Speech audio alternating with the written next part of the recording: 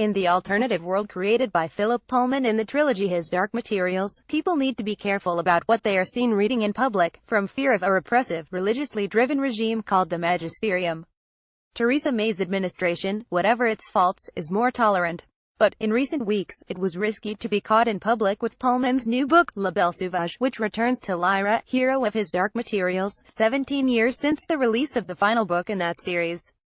Such was the anticipation over the publication, which begins a new Pullman trilogy, The Book of Dust, that a journalist with an embargoed advance copy was almost mobbed and robbed when reading it on a train. After a warning from the publishers, I took the precaution of covering La Belle Sauvage on my journey to meet Pullman, with the dust jacket of a Jeffrey Archer novel, which successfully deterred interest. The original plan was to finish all 3 of the Book of Dust novels before publishing them, says Pullman, at his home in Oxfordshire. But that fell apart because it was taking me so long to write them. He is editing the text of the second book for publication next year, and will soon resume work on the final volume. One reason that Pullman writes slowly is a desire to imagine every detail precisely. Seeing the scene is tremendously important to me. I always have in mind a little checklist: where are we, where's the light coming from, what's the weather like, who's there, is the door open or shut, things you'd want to know if you were directing the scene for the screen, I suppose. But I find it helps to build atmosphere on the page.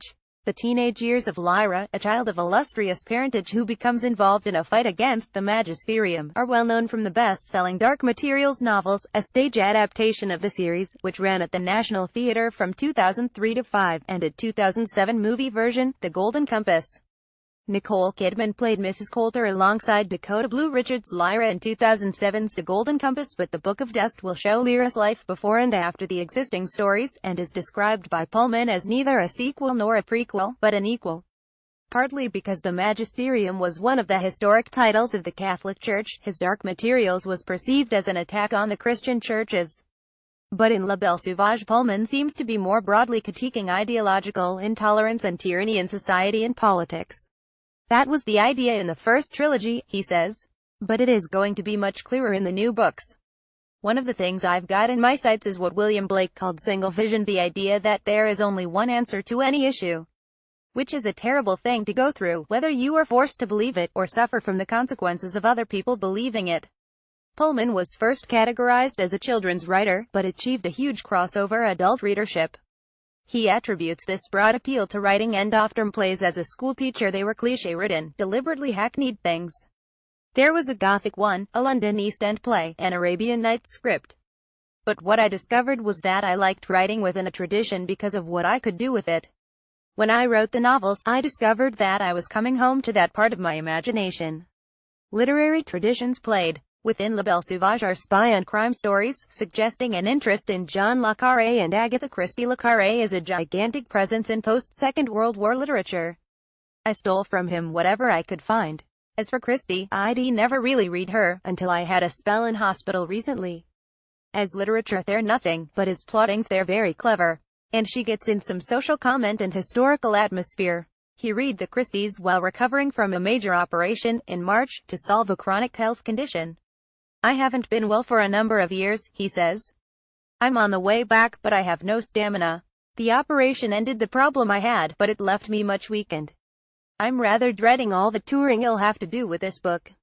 Aging and illness draw some people towards religion. Did that happen to him? No. I know people say there are no atheists on a plane when the engines fail. I haven't been in such a situation, so who knows what I would do, but nothing yet has moved me towards God. Although the stories of Lyra Belacqua and Harry Potter were published almost simultaneously, Pullman has not kept much of an eye on J.K. Rowling, the other English children's author to become an entertainment super franchise. I only ever read the second Harry Potter book because it was up for a prize where I was a judge. But otherwise I haven't read her. I've seen bits of the films when the grandchildren were watching.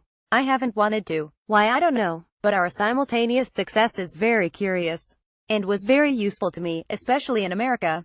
Harry Potter got all the flack and banning from school libraries, and I flew beneath the radar. Maybe one day I will read her. I've met her twice, both times, oddly, at Buckingham Palace during receptions for the publishing industry. Rowling, so far, has been luckier with screen versions. Pullman thinks that The Golden Compass, starring Daniel Craig and Nicole Kidman, was very well cast. But the problem with the film came because they didn't want to tell the whole story. They chickened out, you could say. The irony was that Hollywood seemed to fear the reaction of the religious to a story about the fear of religion. Yes. That's what it amounted to.